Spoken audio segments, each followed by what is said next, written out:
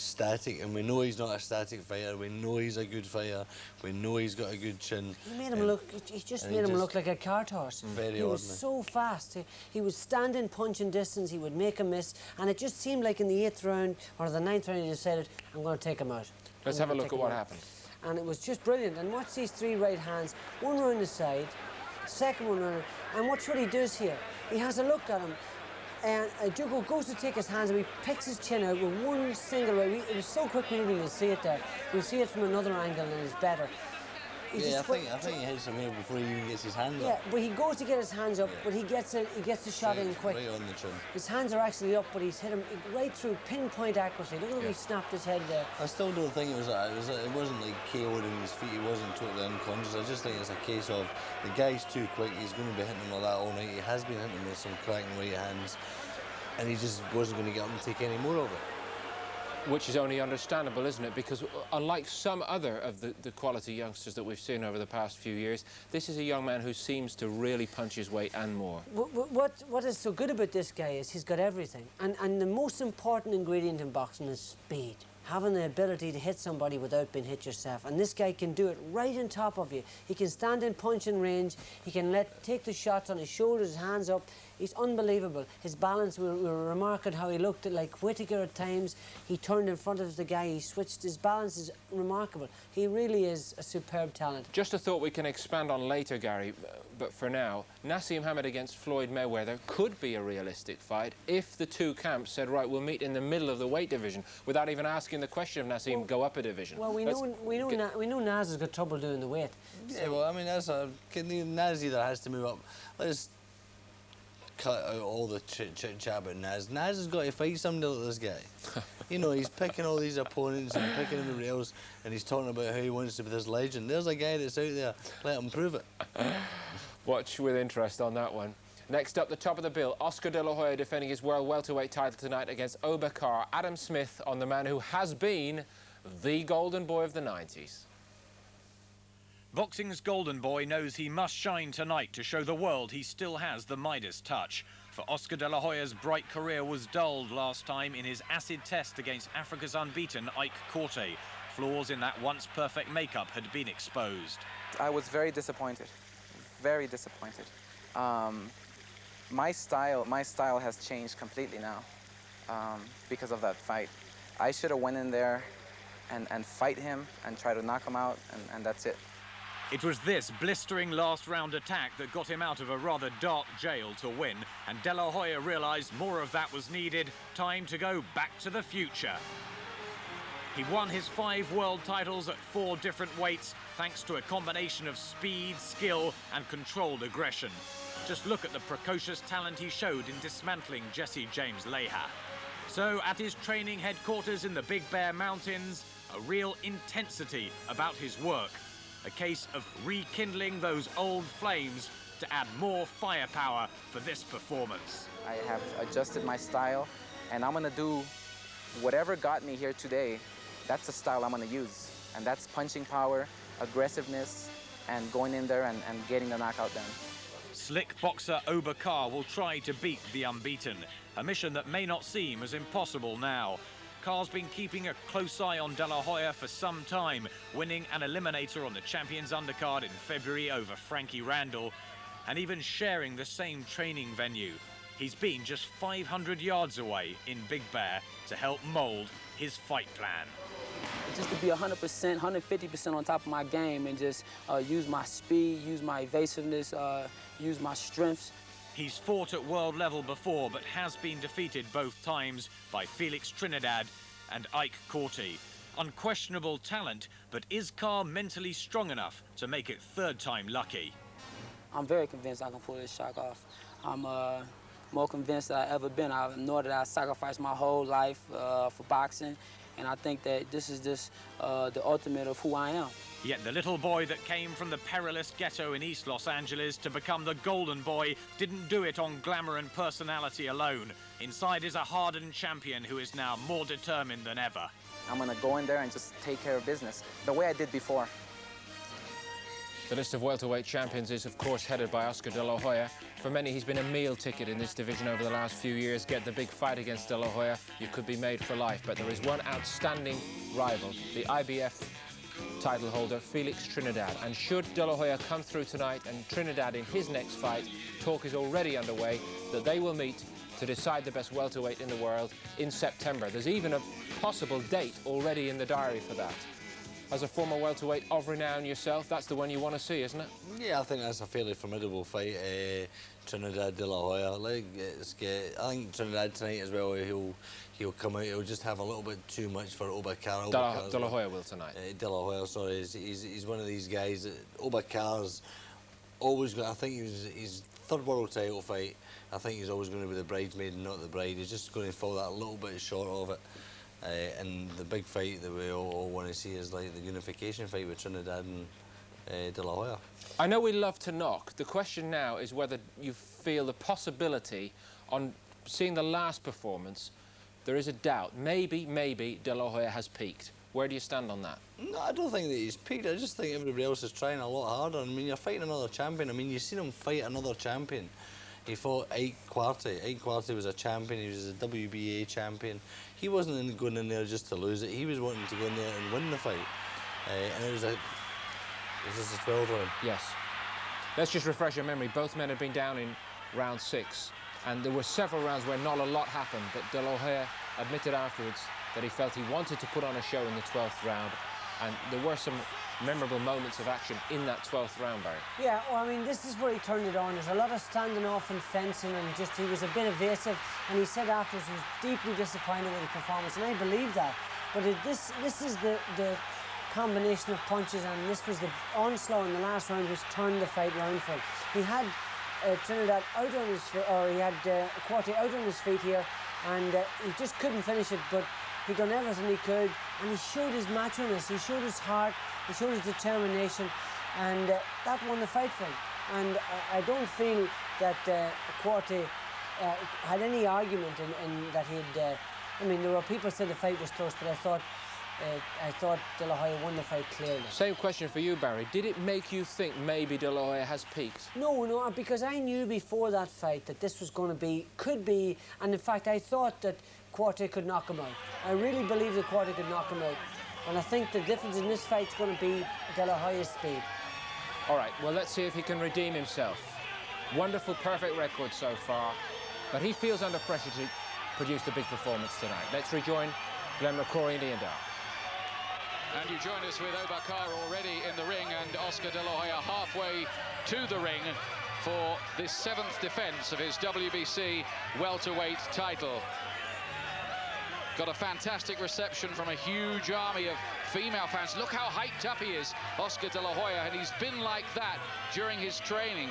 He says he's feeling the happiest he's ever been. He says that he's cleared his mind of too much conflicting advice from too many people around him, and he's going to go back to what made him great, and that is to go back to a style of pure fighting and raw aggression. So are we going to see a De La Hoya spectacular here tonight, Glenn? Well, I think that's what he wants to do. He wants to be very aggressive. He wants to put a real show on. And I think, he feels maybe he didn't quite perform the way he could in the last fight, but, I thought he was in with a terrific fighter in Ike Quartey. And I think, he's just got to get a few things right. Hasn't got to be too aggressive and neglect his good boxing skills. All those female fans are going to be disappointed soon. He's getting married to actress Shayna Moakler. No date set as yet. Already a father of 2, Oscar De La Hoya. People have tried to pick holes in the golden boy image, saying he likes wild parties and a gamble. Look at Carr.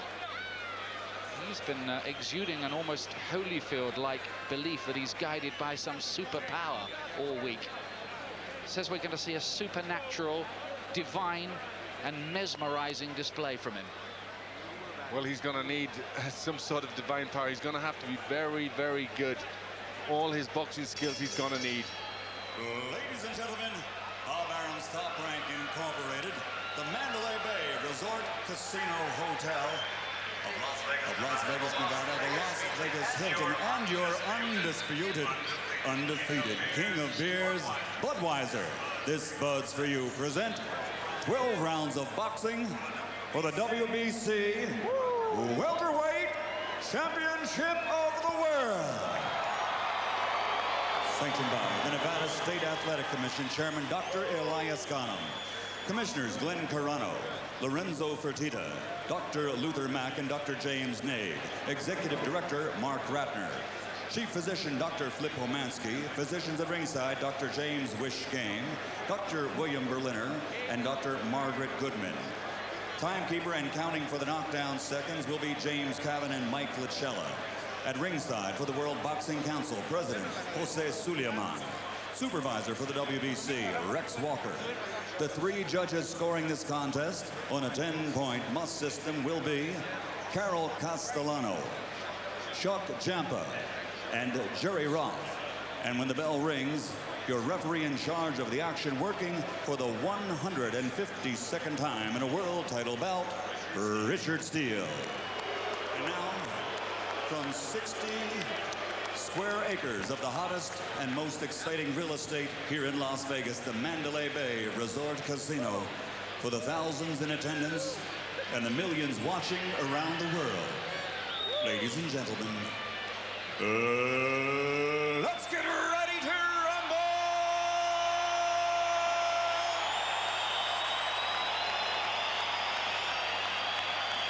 Introducing first, fighting out of the blue corner, wearing black with white and weighing in at 147 pounds. He enters the ring with a reputation as a masterful boxer and brings an outstanding professional record to back it, consisting of 48 victories, 28 by knockout with only 2 losses and 1 draw. Tonight, he plans to make the ultimate step in his career, to shock the world and leave this ring as a champion. Ladies and gentlemen, here is your challenger from Detroit, Michigan, the number 4 ranked contender in the world, over Motor City Carr.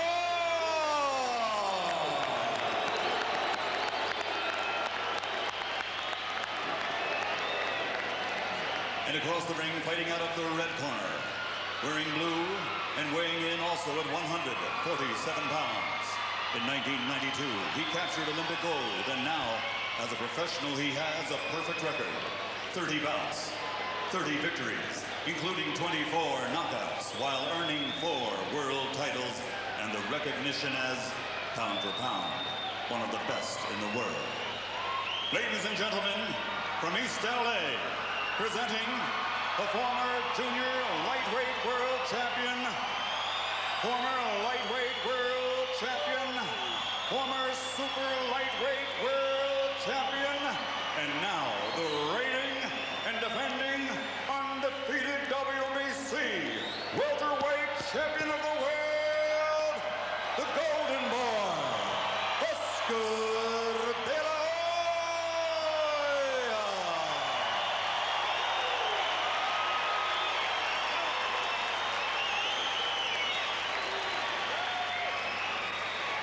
Atmosphere akin to a rock concert when De La Hoya is fighting. Okay, I gave both of you instructions in the dressing room. I'm cautioning again, obey my commands at all times. I give 1, 2 warnings after that. Points will be deducted. Shake hands. Good luck. Former US Marine, and I think it's fair to say controversial referee, Richard Steele, who always gets a rather mixed reception. De La Hoya, 26 years of age, still called the Golden Boy, but he's a fully fledged man now. The blue trunks of De La Hoya, the black of Omar Carr, beaten only twice in 10 years and 51 fights as a pro, and both in his previous world title attempts against Felix Trinidad, who he had on the floor, and Ike Quartey. And Quartey also suffered a knockdown, a bit of a flash knockdown, it must be said. But Carr does have talent. At times, De La Hoya was in a bit of a standoff in his big fight with Quartey last time. He says he wants to go about this in the style he showed in the 12th round, when he really did go for broke to make sure of it against Quartey. Right. That's all well and good. As long as he doesn't forget his boxing skills, they have got him this far. His good jab, his good combinations. Good-looking left hook from De La Hoya.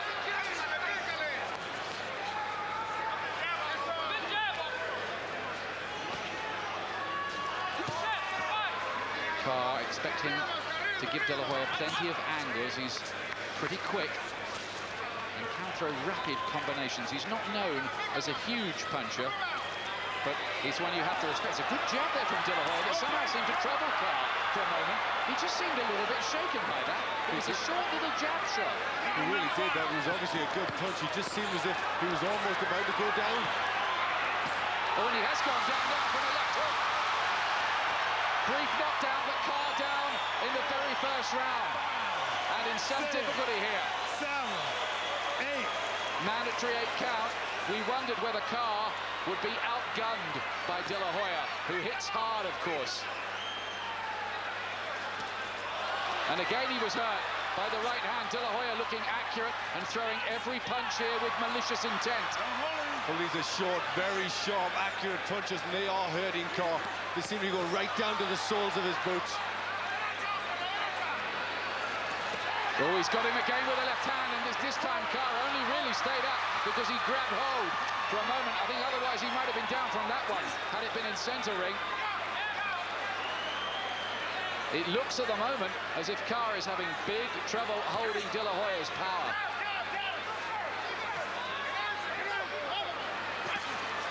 De La Hoya coming forward, looking to get everything into those punches. There's not a lot of movement. Not at all the start that the Omar Carr camp were planning. They were hoping to box and move and then work their way into the fight from about the 4th or 5th on.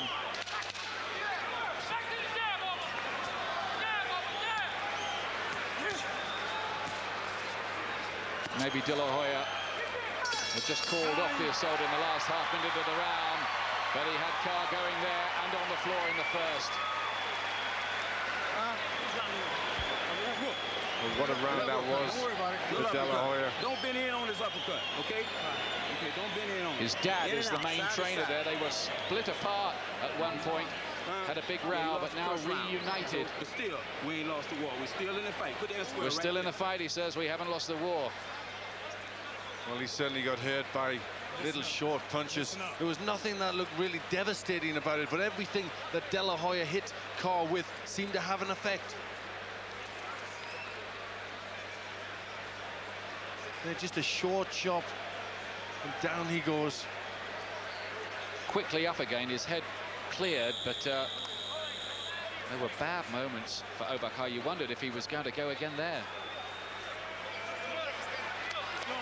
Omar Carr, who says that De La Hoya has walked a golden road while I've trodden a muddy path, but I intend to make it a platinum path for myself tonight. It's going to be difficult for him from here. Second round, due to go 12, of course, for the WBC's welterweight crown, and De La Hoya being primed for a big showdown with Felix Trinidad on September the 18th, though that fight is not signed and sealed yet. They're close, though. Carr's going to have to come back with everything he's got in this round just to keep off De La Hoya. De La Hoya, not a lot of movement, just looks intent on trying to get heavy punches in.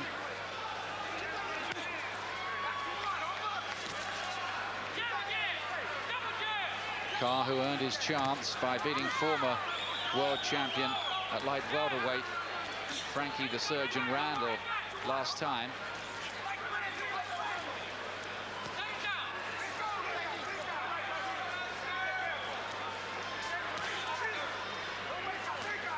How soon before De La Hoya unleashes another assault? Carr's trying to get that jab working, just trying to keep De La Hoya busy so he can't get himself in the right position to let the punches go. Just keep him off balance.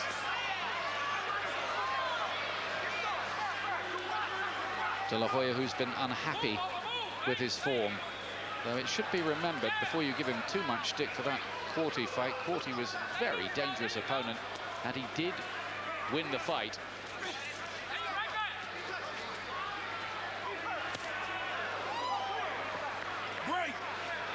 De La Hoya so far not capitalizing on his very good first round. Just prepared to have another look at Carr work his way in behind that jab. That was a punch that worked pretty well for him against 42, the left jab, which he can double up on. Looking for straight punches, I think, De La Hoya here, because they know that Carr likes to throw quite wild and wide hooks. Might just be vulnerable to something thrown straight through the middle. Carr very intent to get up his right glove to protect himself from left hooks and uppercuts, which are trademark shots of De La Hoya. He's done a lot better this round, Carr, just trying to busy himself up, use that jab more, keeping De La Hoya off balance, and then coming in with a few decent body punches. Much better round this for Omar Carr.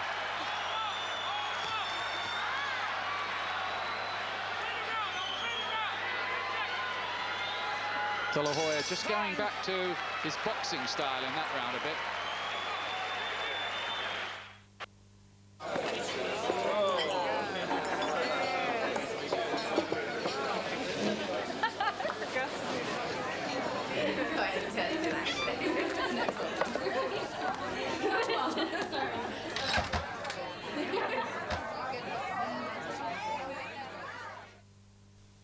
At Specsavers Opticians, when you buy complete price spectacles from their £69 range or above, you'll get Specsavers reaction lenses fitted free of charge.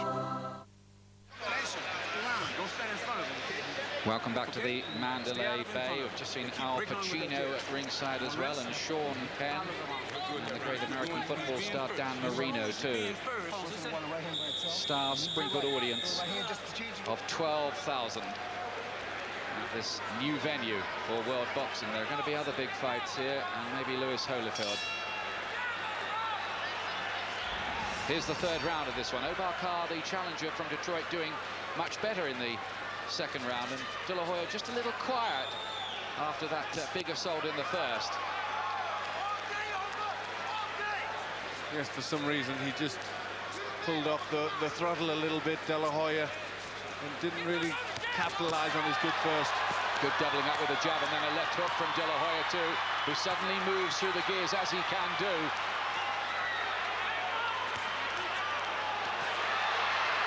Catching Carr with some heavy-looking artillery. Yes, he really looks as if he's punching so hard, De La Hoya, getting everything behind these punches, and they're very short as well. Only 6 people in 30 fights have managed to last the distance with Oscar De La Hoya.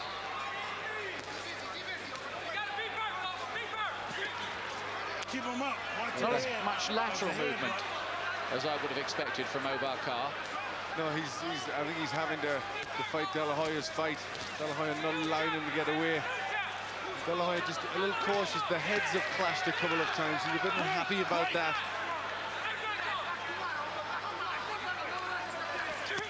Good right hand from Omar Carr. And then a left hook reminder from De La Hoya of what he's about, a body punch too. Punching it out.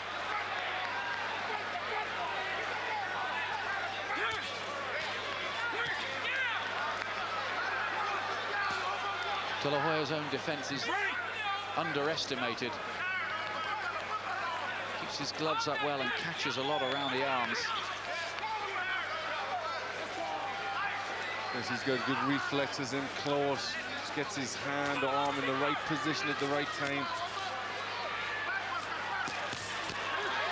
Carr with fast hands, finding a nice instant riposte and working the body quite well.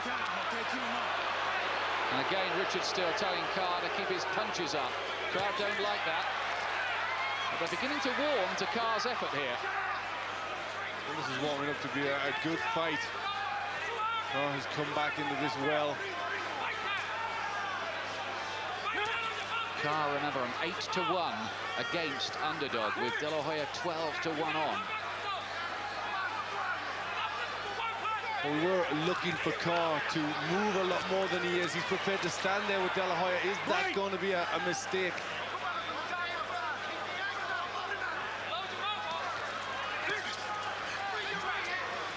to get out. There's no doubt really that De La Hoya is the bigger hitter of the two. And maybe that could take its toll as this wears on, if they are going to stand in front of each other like this.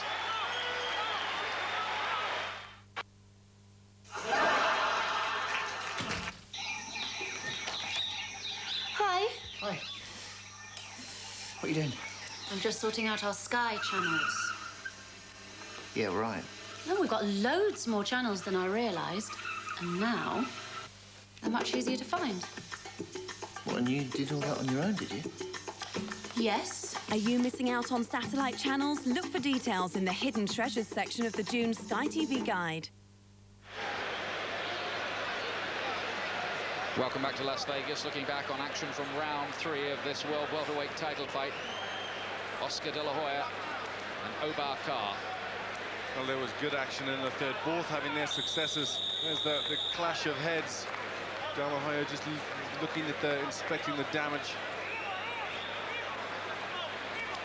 De La Hoya, who entered the Forbes top 50 of celebrity earnings in the United States last year, behind Jerry Seinfeld, the comedian, and alongside Michael Jordan and Tiger Woods. $18.5 million he got last year, and he's topping $100 million for his career. Good left to the body from De La Hoya there, making Carr give ground in his legs. Just looked a little bit shaky for a moment there. Carr, surprisingly, happy to mix it with him, and maybe will come up the worst in that kind of battle. You'd expect Omar Carr to play the sweet scientist, wouldn't you? Yes, I think he's maybe worried that De La Hoya will walk straight through him. He's got to stand there and try and face up to it with his own fire.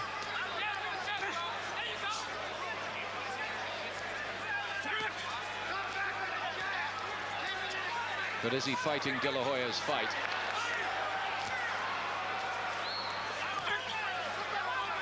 These two who've been training, as you might have heard, 500 yards apart only, up at Big Bear in the mountains of California. But they didn't say too much to each other. Understandably so.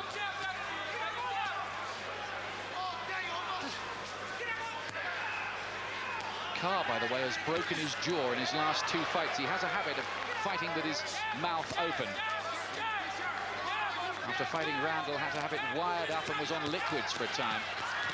Getting in with good left hooks there again. Carr looking to come back each time, but I don't know about this strategy, Glenn. What do you think? Well, he's showing good character. He's not trying to give any ground. He's coming back with some good combinations and has caught De La Hoya with some good ones, but I think De La Hoya has the extra firepower in close. Carr is trying to fight fire with fire. He's making for good action.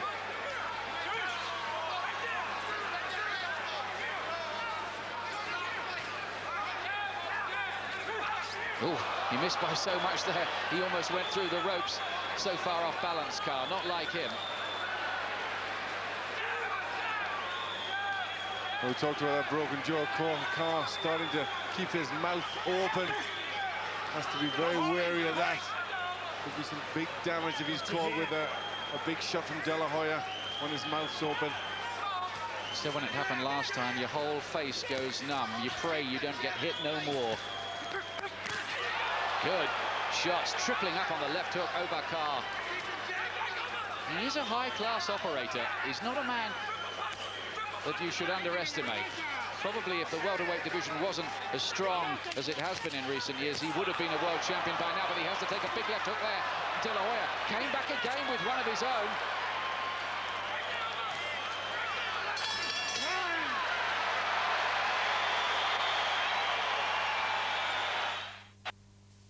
Oh Lord, won't you buy me a Mercedes-Benz?